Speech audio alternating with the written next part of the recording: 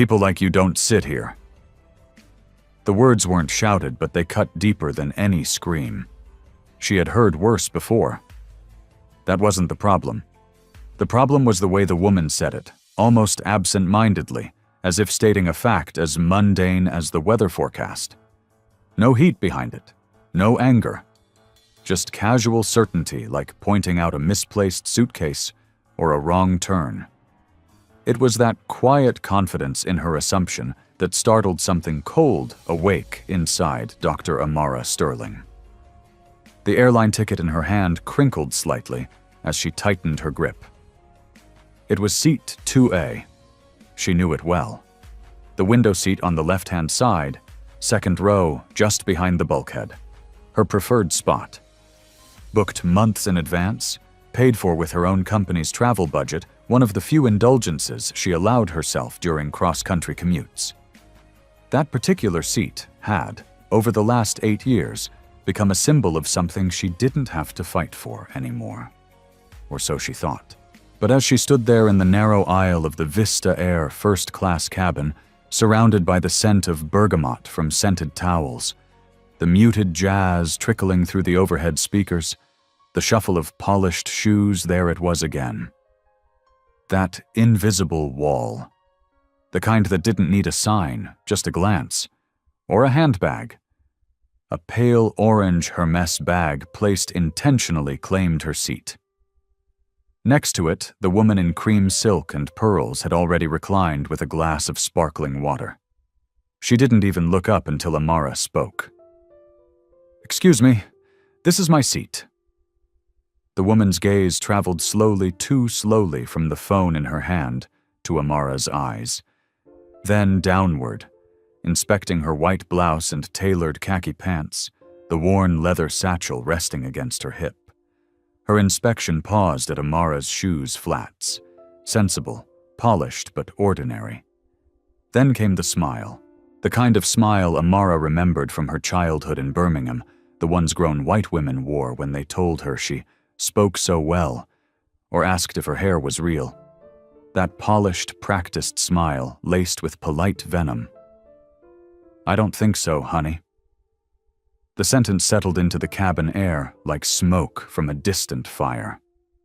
Not loud enough to draw immediate attention, but just loud enough to matter. Amara felt the energy shift, just slightly. Someone 2 rows behind stopped flipping through their magazine. "I have my boarding pass," Amara said evenly, holding it out. "Seat 2A." "I'm sure you do," the woman said without glancing. "But there must have been some mistake. People like you, well, this is first class." She said it like she was explaining gravity. Calm, assured. Amara's mouth opened slightly, then closed. Years of boardroom battles had taught her to pick her moments. Still, a hot flicker of anger burned behind her ribs. She had spent too many years building something from the ground up, creating jobs, managing board members, pushing through endless red tape to get to where she was, and yet here she was again, questioned over a seat she'd paid for. She tucked the boarding pass back into her satchel, pressing the call button above her. The ding rang out across the cabin. Someone sighed audibly behind her. She ignored it. The flight attendant arrived with a slightly frazzled expression, mid-30s, with a tidy navy uniform and an immaculately gelled haircut. His name tag read Derek. He smiled with the reflexive warmth of someone trained to keep customers calm. "Ladies, is there a problem here?" The woman, still lounging like the queen of seat 2A, tilted her head graciously and offered her hand. "Beverly Hartman, there's been some confusion about the seating arrangements. I fly with Vista Air constantly. This has simply never happened before." Amara didn't move. "I have my boarding pass, Derek." Derek nodded, glancing at her, then turning more fully toward Beverly, as if drawn by gravitational force. "Of course, let me check," he said quickly, pulling out his slim tablet. As he tapped through the screen, Amara watched the angle of his body, turned just slightly toward Beverly. The unspoken bias was not unfamiliar. She'd seen it in banks, boardrooms, luxury hotels, the kind of bias that dressed itself as policy, but moved according to skin tone, accent, or hairstyle. "There might have been an upgrade error," Derek mumbled. "We can move you to our business class cabin. It's very comfortable, ma'am." "No," Amara said, her voice steady but firm. "Check the system again." Her tone made him pause. Behind her, someone cleared their throat. Across the aisle, a woman wearing a designer scarf turned slightly, angling her phone toward them. "That's a very reasonable solution," Beverly added, nodding with approval. "Business class is perfectly fine." Amara met Derek's eyes. "I paid for seat 2A. I'd like to sit in seat 2A. Derek hesitated. He looked up and around. He could feel it too now, the weight of eyes on him. His fingers hovered over the screen, then dropped to his side. "Can I see your boarding pass and ID, please?" She handed them over without a word. He studied them longer than necessary. "Everything looks in order," he finally admitted, but something in his voice suggested reluctance. "Still, I'll need to call my supervisor." "Of course," Beverly said, smoothing her skirt. "Let's be sure everything is handled properly. Standards matter." Amara said nothing. Her back was straight, her hands calm. But inside, something was beginning to simmer, not just anger, but a focused, calculating clarity. As Derek moved away, Beverly nudged her bag an inch farther into 2A. Amara noticed the motion. She also noticed the older gentleman 3 rows back who had stopped pretending to read. The woman across the aisle had lowered her book.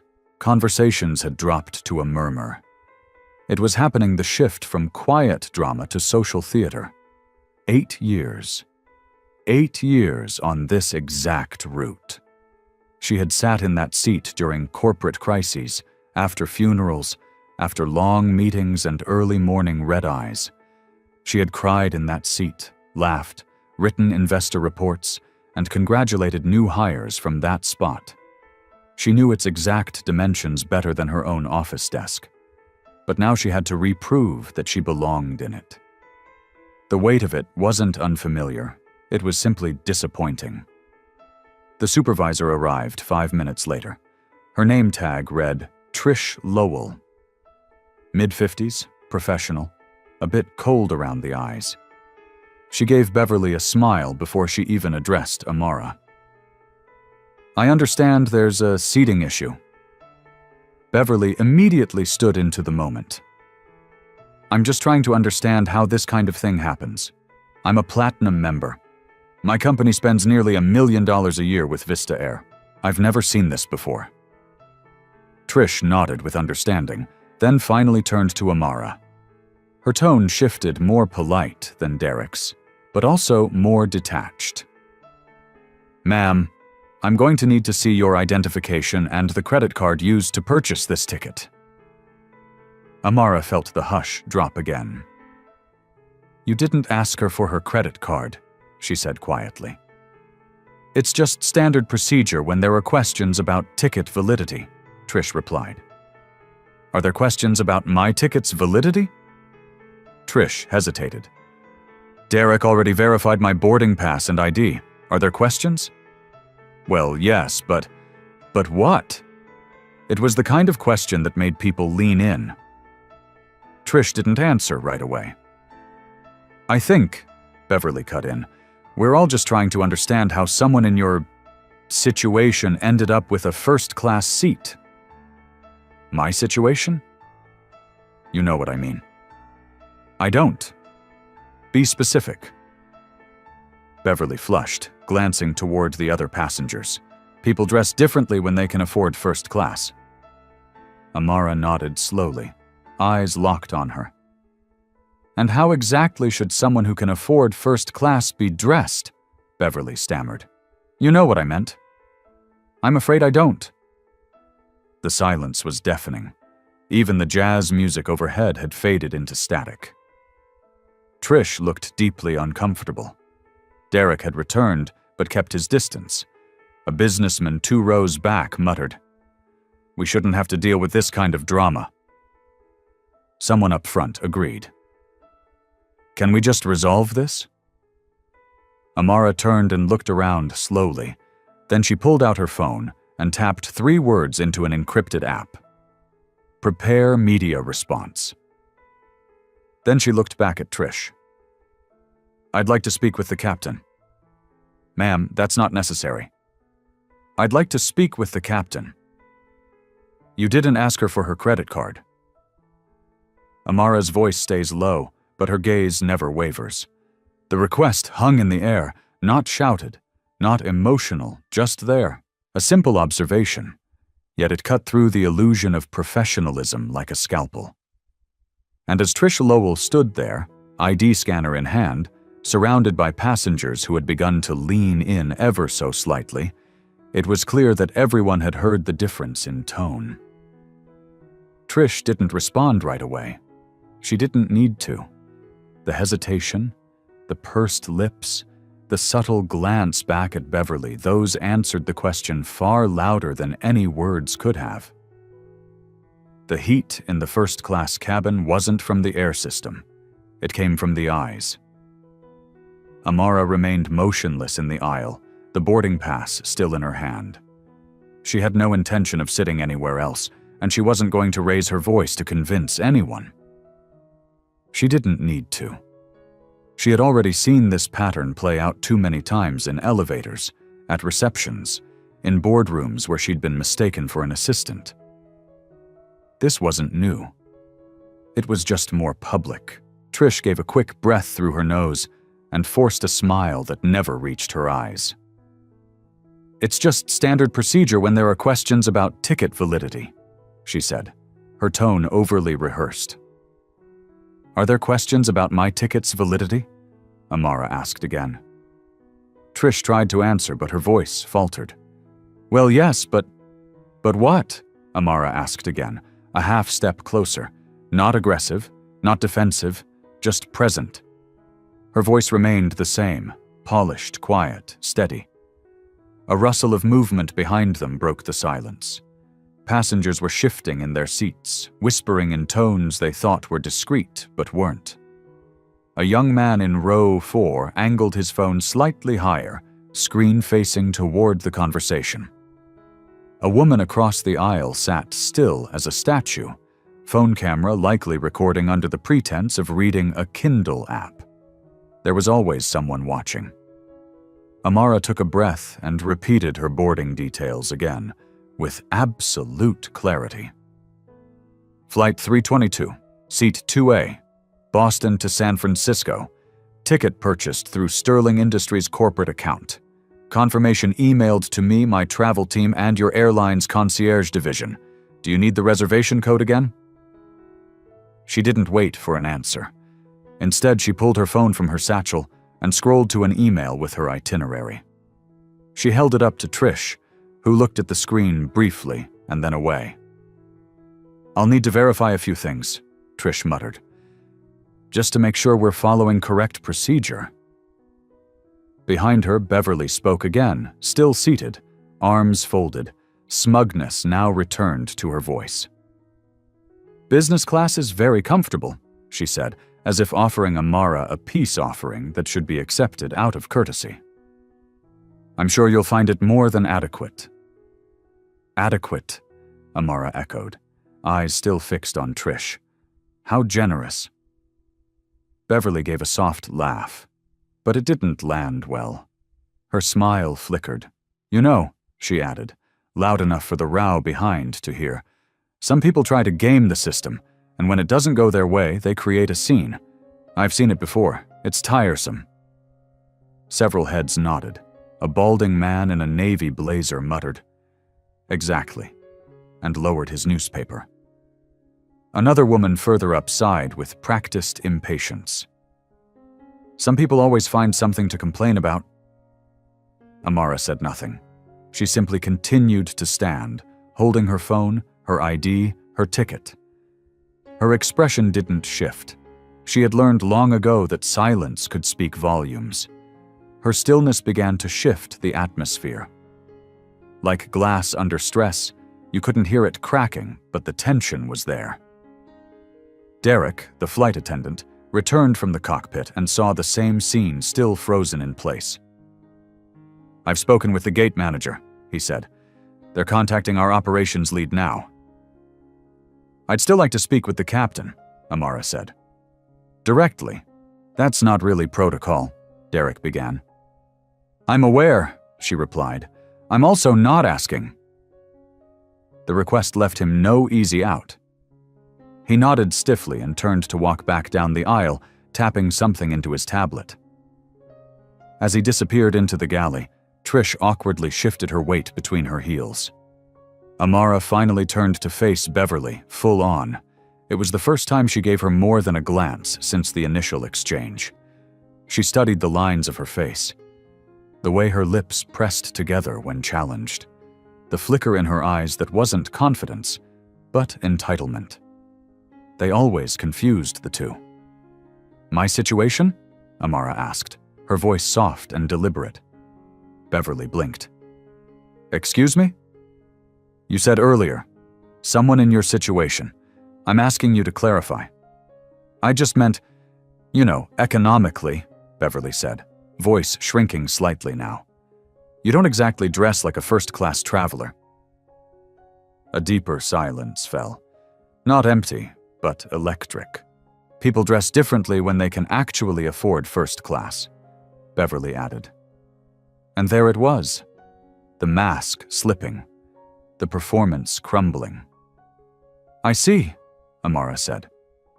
"You know what I meant," Beverly said quickly, as if backtracking could erase the truth from the air. "I'm afraid I don't. Perhaps you could enlighten me." Beverly opened her mouth, but nothing came.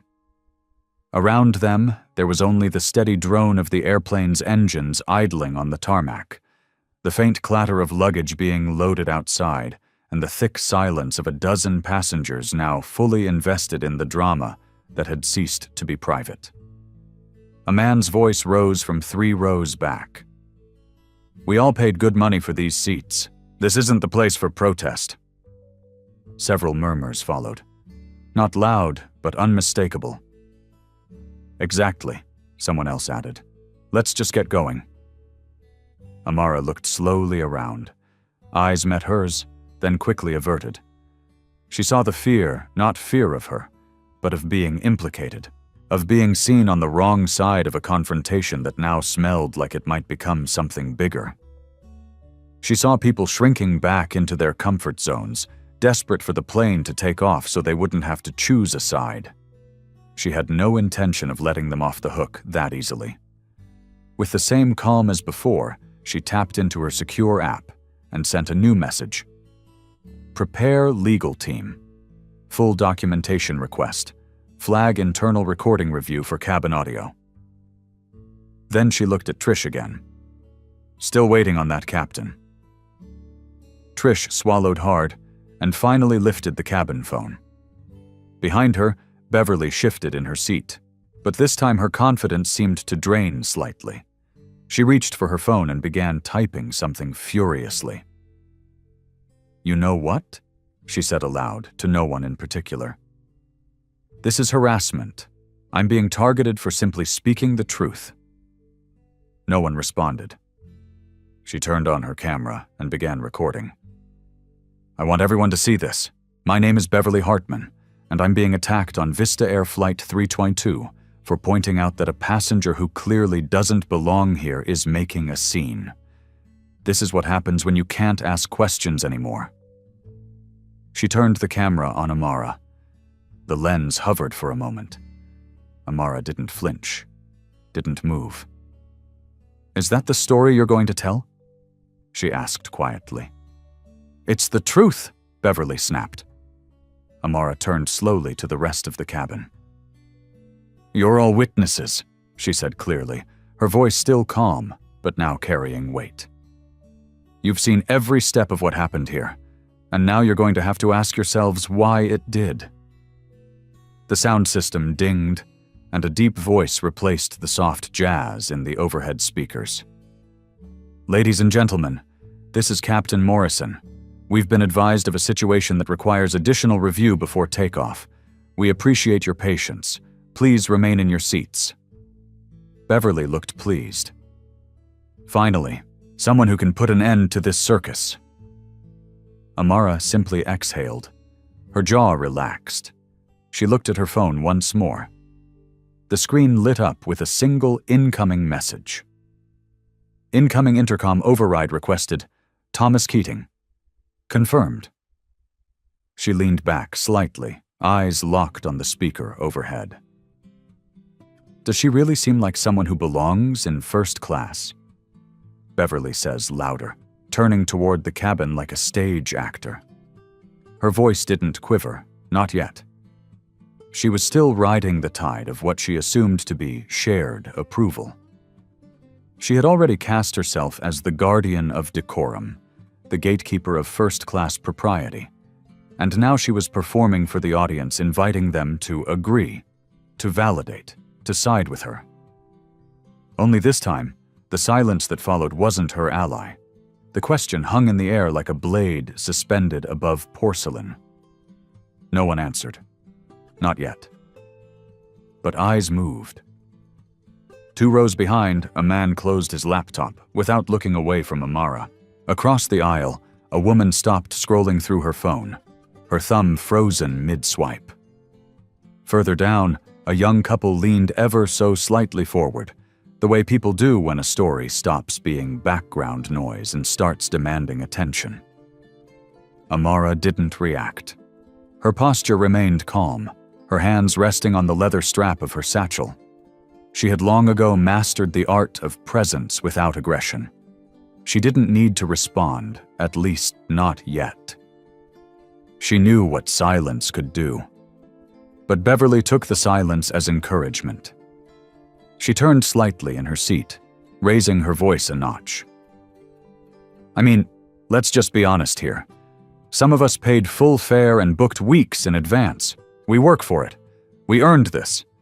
And then people waltz in, dress however they want, make a scene when they get questioned, and expect everyone to bow down because they throw the word discrimination around. She said the word like it tasted sour in her mouth. Still, no one spoke. Behind her, Trish looked increasingly uncomfortable, but not enough to intervene. Derek stood near the galley, arms folded, eyes darting to his tablet every few seconds, waiting for guidance from above. Amara turned slowly to look at Beverly.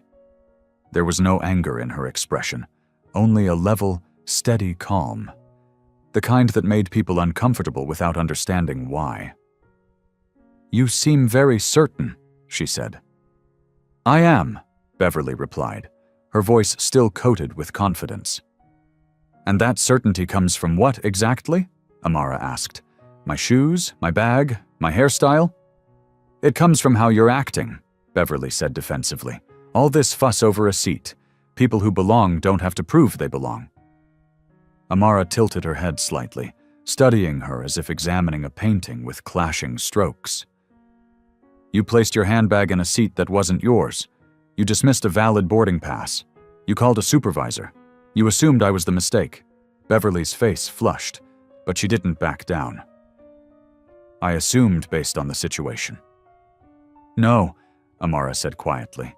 "You assumed based on me." At that moment, a new voice broke the tension. "Excuse me?" came a soft but clear tone from the curtain separating first class and business. The voice belonged to a woman, mid-40s, Asian American, dressed in a navy cardigan and jeans. She stepped forward into the aisle, followed closely by her husband. "We've been watching this unfold," she continued, "and it's pretty clear what's happening here." Beverly rolled her eyes. "This doesn't concern you." "It does," the woman replied calmly, "because we've experienced it too, and when you stay silent, it only gets worse." Her husband nodded. "We've been profiled, followed in stores, randomly selected more times than we can count." "This isn't about policy," the woman said. "It's about perception." The room shifted again.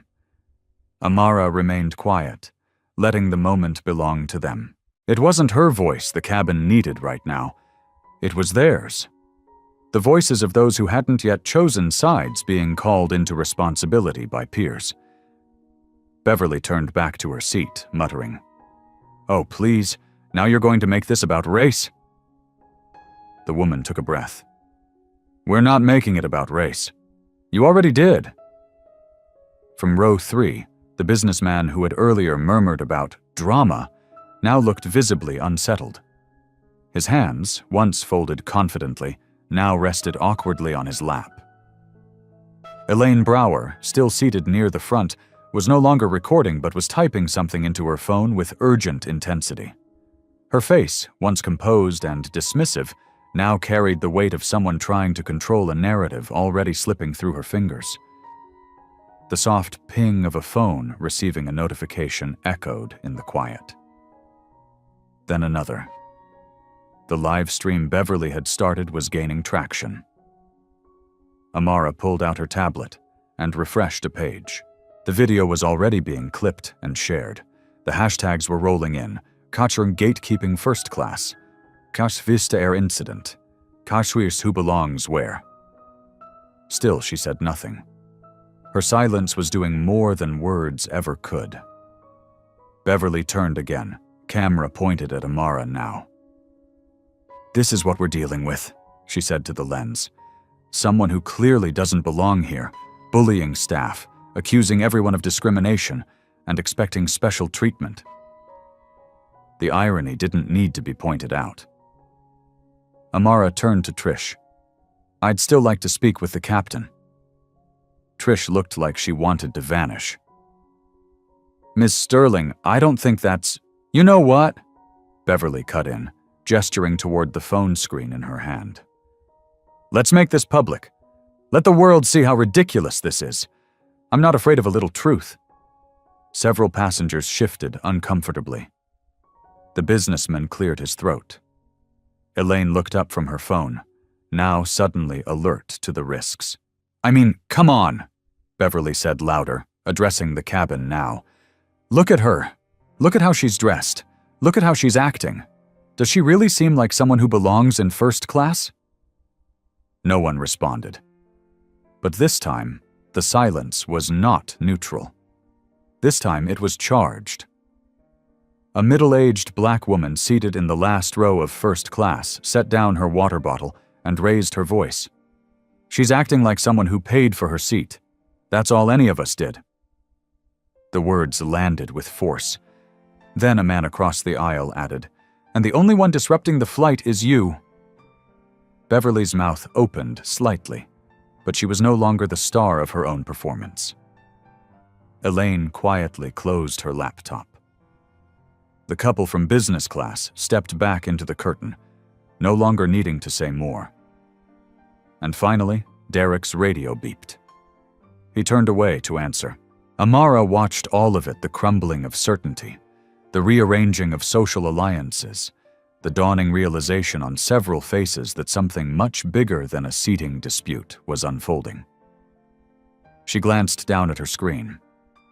The message was waiting. Override requested by CEO confirmed. Prepare announcement. She closed her tablet, exhaled once, and settled into seat 2A for the first time since boarding. The hum of the air system felt louder now, as if the plane itself was bracing. "Ladies and gentlemen, this is Thomas Keating, Chief Executive Officer of Vista Air." The voice emerged from the overhead speakers with an unmistakable authority, measured, resonant, deeply composed. It wasn't the smooth, courteous cadence of a flight attendant reading boarding procedures. It was something else entirely. A voice that didn't ask for attention, but commanded it. The cabin stilled. Beverly froze mid-sentence, her phone trembling slightly in her manicured hand. Her live stream, which had been running uninterrupted for the past 15 minutes, now showed her blank face as her thumb hovered near the end button. Trish Lowell looked up from her tablet as if she'd misheard. Her eyes went wide, and her mouth tightened in a subtle expression of dread. She wasn't just a supervisor anymore. She was a name on a list. Derek, the flight attendant, slowly backed away into the galley. He looked like a man trying to dissolve into the wall. "I apologize for this unusual interruption," the CEO's voice continued, "but I need to address an extremely serious situation that has come to our attention aboard Flight 322. Every screen dimmed.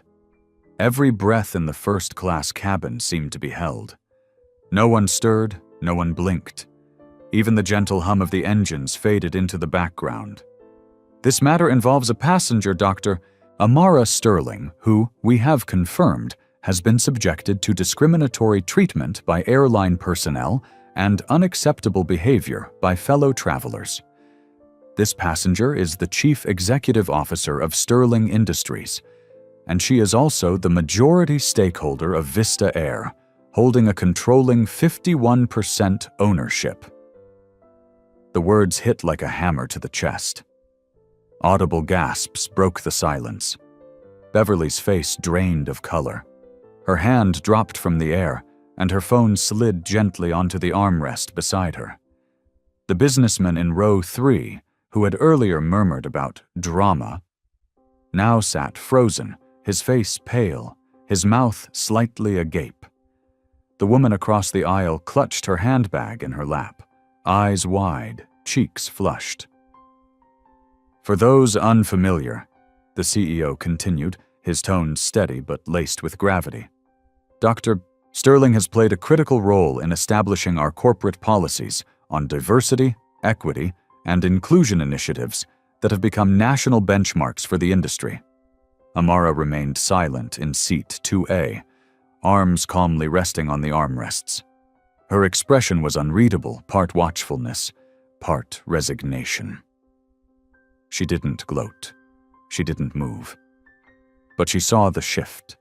She saw the ripple of realization spreading through the cabin like ink in water. Behind her, Trish pressed her fingers into her temple and blinked fast.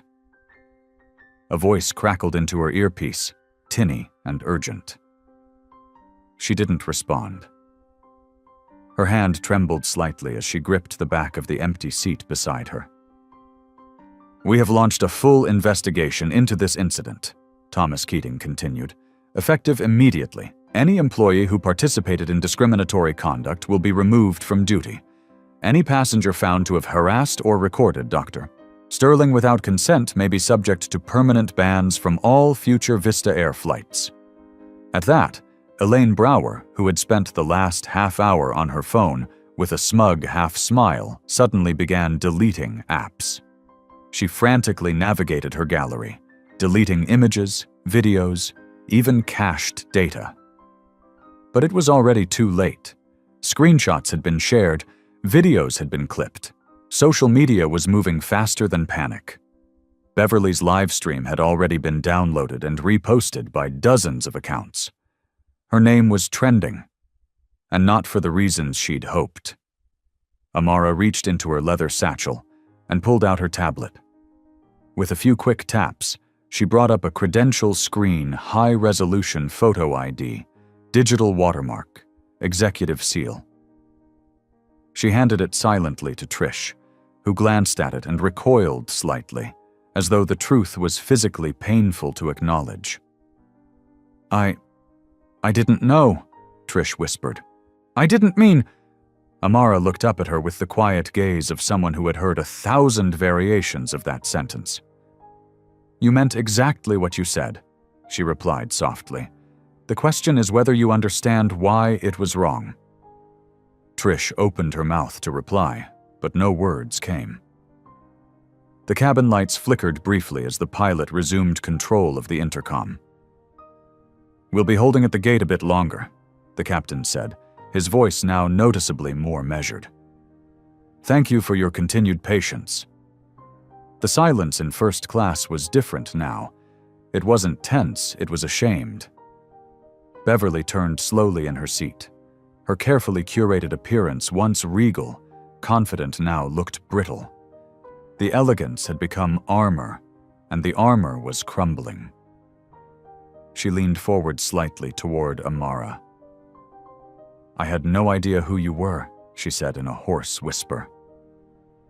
Amara turned her head, locking eyes with her for the first time since the CEO's announcement. "And if I had been exactly who you thought I was?" she asked quietly. "Would your behavior have been acceptable then?" Beverly's lips parted, then closed again. Her eyes shimmered not with tears, but with something else. Realization. Maybe shame. Maybe not enough. Behind them, Officer Dana McKinney and Officer Paul Hargrove stepped into the cabin. The ripple of their arrival was immediate. Their uniforms were crisp, but their postures were calm. Officer McKinney, in particular, scanned the cabin with steady eyes. She approached Amara first. "Dr. Sterling," she said with quiet professionalism, "is there anything you need from us at this point?" Amara shook her head once. "Not at the moment, thank you." McKinney nodded. "We're here if that changes." The attention then turned to Trish, who had just received a second message in her earpiece. I've been instructed to leave the aircraft," she said, her voice breaking slightly. "Effective immediately." She didn't look at Beverly. She didn't look at Derek. She simply turned and began walking down the aisle toward the front exit, head lowered, hands tight at her sides. Her silhouette, once composed, now looked small. A few passengers turned to watch her go. Most didn't. As the door hissed open, the faint sound of voices from the jet bridge spilled into the cabin radio static, the shuffle of feet, and one calm, clipped voice relaying orders. Beverly slumped back into her seat. Her phone vibrated again, relentlessly. She glanced down at it and winced. Elaine looked at her screen as well. An email from her firm's senior partner had arrived. The subject line was short and brutal. Urgent. Damage control. Amara remained in her seat, eyes closed for a moment. The hum of the engine returned, soft and constant. She breathed in slowly, feeling the shift in the air around her. Power, she thought, was often loud, thrown around in boardrooms, weaponized in arguments, clutched like a trophy. But dignity was something else. It didn't have to raise its voice. It just had to endure long enough for the noise to collapse under its own weight. Across the aisle, the Asian American woman from earlier looked over and smiled a quiet, grateful smile. Her husband offered a small nod of respect. The silence in the cabin wasn't uncomfortable now. It was contemplative. Amara's tablet buzzed once more. Flight 322 social coverage. Trending. Legal review team prepared. Comms team recommends no public statement yet. Your call. She closed the tablet and leaned back in her seat. What should we have done differently? The question comes not from an enemy, but an ally. It slipped out hesitantly, almost apologetically, from the lips of the businessman in seat 3C. A man who, earlier, had murmured his annoyance under his breath when the delay began. Now, his tie was loosened, his brow creased with a kind of quiet reckoning. He wasn't seeking forgiveness. He was searching for a mirror. Amara turned her head toward him, her expression unreadable. The plane had reached cruising altitude minutes earlier, but no one had truly settled. The air felt thick with something heavier than turbulence reflection, perhaps. Regret. She didn't answer right away. Not out of disdain, but because she was weighing the weight of the question. Not just what to say, but how deeply to let him see. The aisle was unusually active for mid-flight. A few passengers had wandered forward from business class. Others shifted in their seats, listening but pretending not to. Derek brought bottled water with nervous efficiency. He avoided eye contact with Amara. He offered her a drink she didn't take. Soft, ambient light pooled in the cabin ceiling, casting shadows beneath the passengers' eyes. The aftershock of the CEO's announcement still lingered. Everyone had heard the words. Everyone had seen the consequences. But few understood what they meant yet. The Asian American couple who had stepped forward earlier had now joined Amara at her seat. They stood respectfully, then crouched down beside her row like students around a teacher's desk. Their presence had a quiet grace, earnest, not performative. "I keep thinking about it," the woman said softly. "All of us, sitting there, watching it unfold. How long did we wait before we said something?" Her husband added, "We thought it wasn't our place. But it always is, isn't it?" Amara nodded slightly, her voice finally emerging. "It doesn't feel like your place until it's already too late." The businessman leaned forward in his seat. "So, what should we have done, honestly?" "Spoken sooner," Amara said. "Not louder, just sooner." There was no judgment in her tone, only clarity. "I wasn't trying to make a scene," the Asian American woman said, voice shaking slightly. "But when you stood there and she said what she said, I just couldn't stay quiet." "I'm glad you didn't," Amara replied. That moment mattered. It always does. From 2 rows back, a woman in her 60s raised her hand, like a child asking to be heard. Her voice cracked with vulnerability. "I've been flying this route for 20 years. I've seen things like this before. I never stepped in. I always thought, someone else will. But someone else never does." Amara looked at her and offered a slight, grateful smile. "This wasn't about me being powerful enough to respond," she said. "This was about the system that assumes silence equals acceptance. Most people in my position without my resources don't get to push back. They don't get apologies. They just carry it." The words settled heavily in the cabin. She reached into her satchel and pulled out a sleek tablet. With a few taps, she opened a live press release draft from Sterling Industries. The screen glowed as she turned it toward the group. "We're launching something new," she said. "A company-wide anonymous reporting system. Whistleblower protections, mandatory anti-bias training for every leadership role across all our subsidiaries, including this airline." A murmur of surprise rippled around her. The businessman leaned closer to read the screen. "You're turning this into something real." "I'm turning it into something useful," Amara said. "There's a difference." The Asian American man smiled faintly. "You're using your seat to build more seats." "That's the job," Amara replied. "Otherwise, what's the point of holding any of this power?" The conversation grew.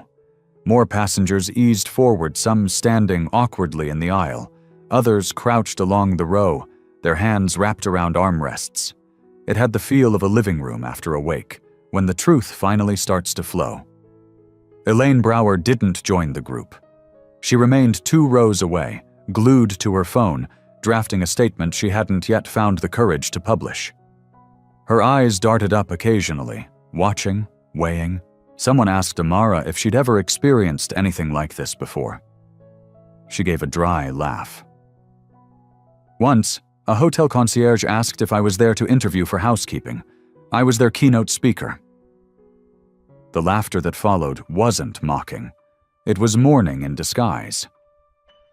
Another voice, this time from a young black woman seated in business class who had wandered forward, asked if it ever got easier.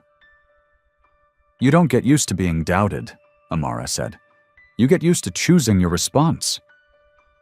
She paused, then added, "Dignity isn't what you wear when things are calm.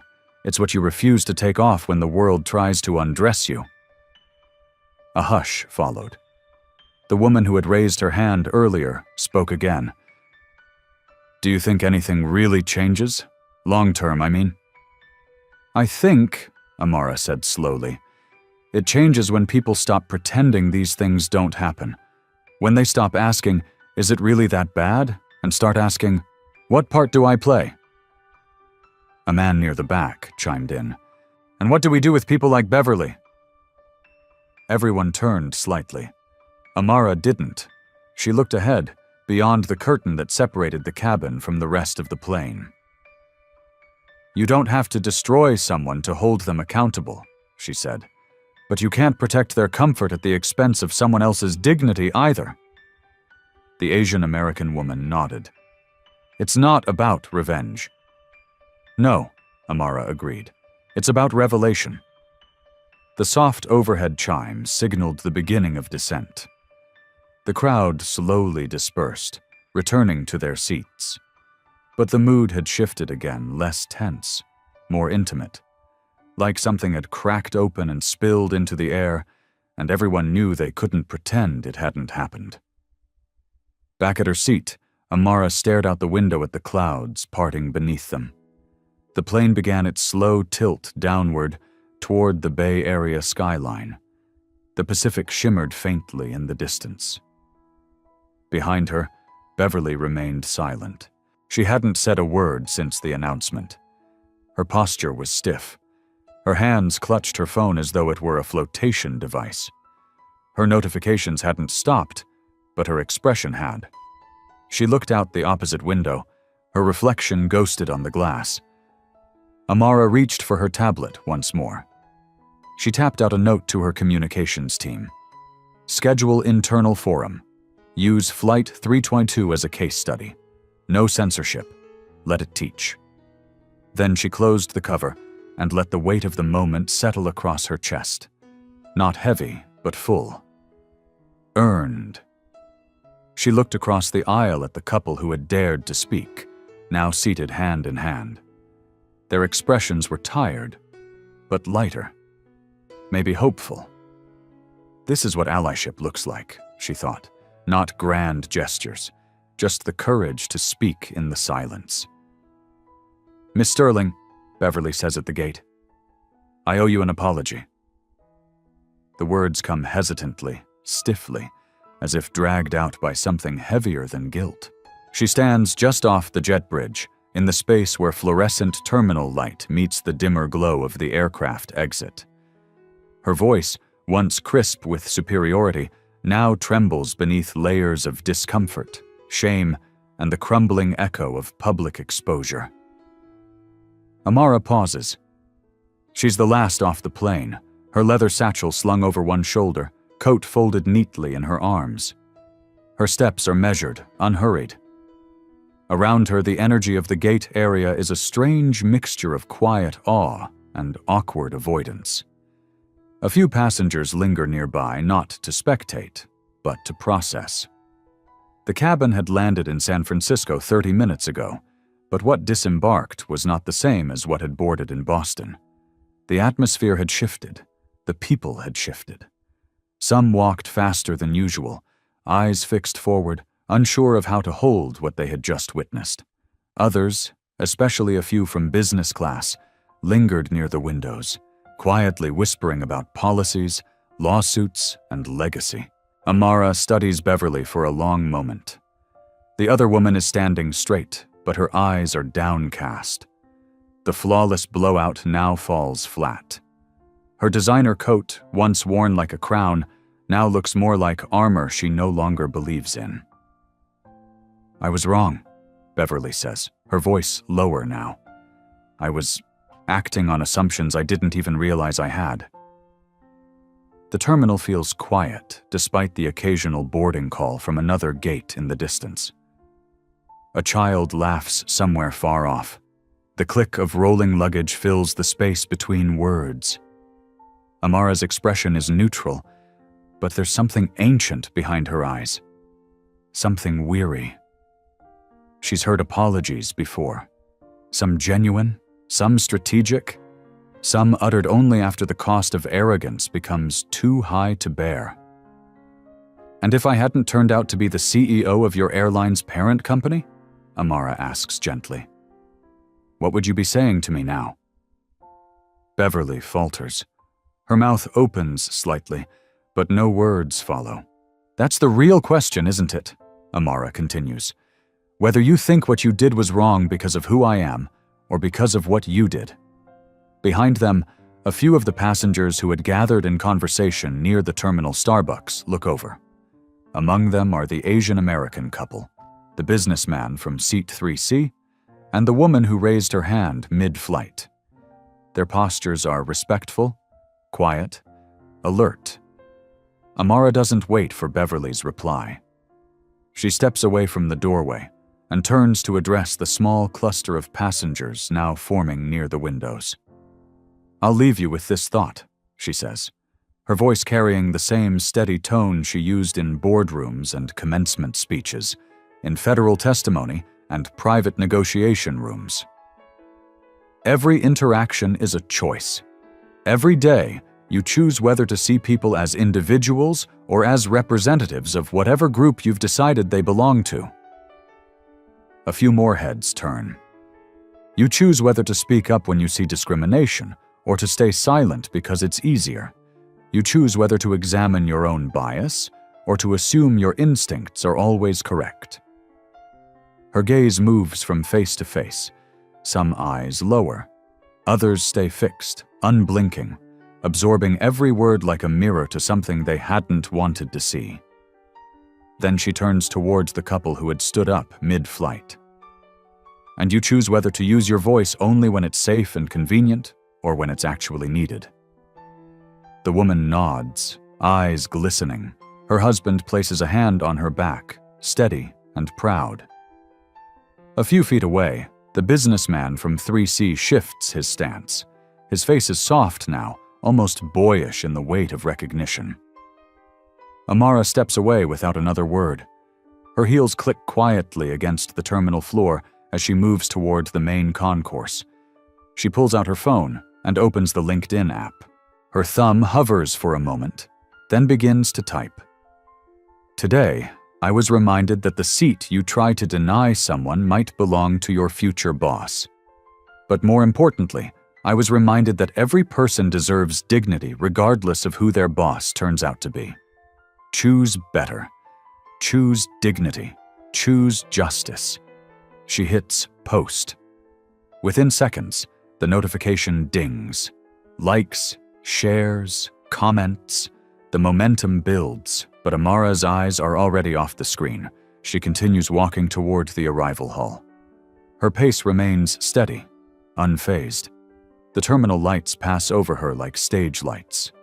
The world isn't watching the way it had inside the plane, but somehow, this moment feels even heavier. 6 months later.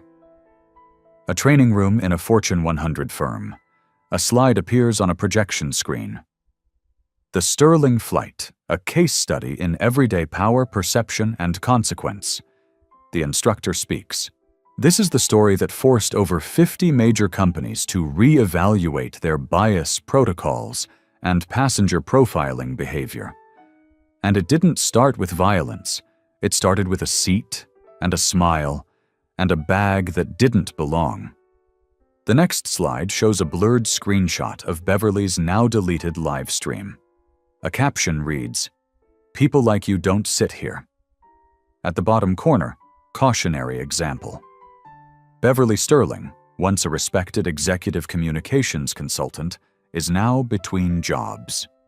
A quick search brings up a dozen panel discussions about unconscious bias with her name used in hypothetical scripts. Elaine Brower, the attorney who live-streamed the confrontation, now runs a solo practice focused entirely on workplace discrimination law. She uses her own story as a first-session confession. "I recorded the wrong moment, and I watched myself become the villain." Trish Lowell found work again after 2 months of silence. She's now a diversity and sensitivity trainer for a regional airline. Her first presentation opened with a quiet, honest line. "I used to think I was neutral. That day taught me how dangerous neutrality can be." The Asian American couple now appear regularly at corporate events. Their breakout workshop? Allyship in action, speaking when it's hard. They use Flight 322 as the opening case study. Every time. And Amara Sterling? She still flies commercial, usually in seat 2A. She watches the crew. She watches the passengers. Sometimes she's recognized. Often she isn't. But her presence shifts rooms quietly, completely. She once told a young intern during onboarding, Dignity isn't something you wait for others to offer. It's something you carry, loud enough to be seen, quiet enough to be yours. The intern wrote it down. The story didn't end with Flight 322. It simply revealed what too many had trained themselves not to see. And it reminded the world. Justice isn't just a destination. It's the decision you make seat by seat, day by day. There are stories that fade as quickly as they unfold, and then there are stories that echo softly at first, then thunderously through boardrooms, classrooms, airport terminals, and the quieter corners of our conscience. The story of Dr. Amara Sterling is one of those echoes. It began not with confrontation, but with a woman boarding a plane like any other traveler, carrying not just a designer bag, but a lifetime of grace forged in the fire of being underestimated. When Beverly Hartman refused to move her coat, when Trish Lowell demanded verification not from policy, but from prejudice, what unfolded wasn't merely a personal slight, it was the reenactment of a long history. The 1,000 invisible paper cuts that Black professionals have endured across generations. Amara didn't shout. She didn't beg. She didn't perform the pain that others expected. She observed. She remembered. And then, with the steady hands of someone who has learned to wield both silence and strategy, she acted. At the heart of this story is the contrast between arrogance and integrity. Beverly acted with the assurance of someone who believed the world would never question her authority. Amara responded with the poise of someone who knows that real authority never needs to announce itself. Trish, caught in the whirlpool of corporate hierarchy and social expectation, revealed what so many fail to recognize. Neutrality in the face of injustice is not safety, it's complicity. And yet, not everyone chose silence. A woman raised her hand mid-flight. A husband stood by her side. A few passengers decided that indifference was no longer tolerable, even if their interventions came too late to prevent the harm. These moments, brief, imperfect, human, remind us of the power of allyship. Not the loud, self-congratulatory kind, but the kind that trembles, risks, and ultimately grows. What makes Amara's journey unforgettable is not just that she revealed herself as the CEO. It's that she didn't need to. Her dignity was never contingent on a title, a salary, or corporate clout. Her power was present in the restraint she exercised, in the way she turned judgment into opportunity, and silence into accountability. The reversal wasn't in the corporate announcement, it was in the collective realization that every person who had dismissed her had also diminished themselves. What began as a denied seat transformed into a reckoning. A flight that could have landed in silence instead landed with consequence. Executives were forced to answer questions they'd long avoided. Training protocols were rewritten. Public discourse ignited. And those who had seen themselves as untouchable learned what it meant to be truly visible, for better or for worse. But beyond the headlines, the policies, the corporate statements, lies the more personal transformation. Beverly, who once believed in the supremacy of perception over truth, was left facing the aftermath of her own reflection. Trish learned that procedures without humanity are nothing more than tools of oppression. And passengers who might have once dismissed bias as someone else's burden began to wonder, what would I have done? This story is not about a single flight.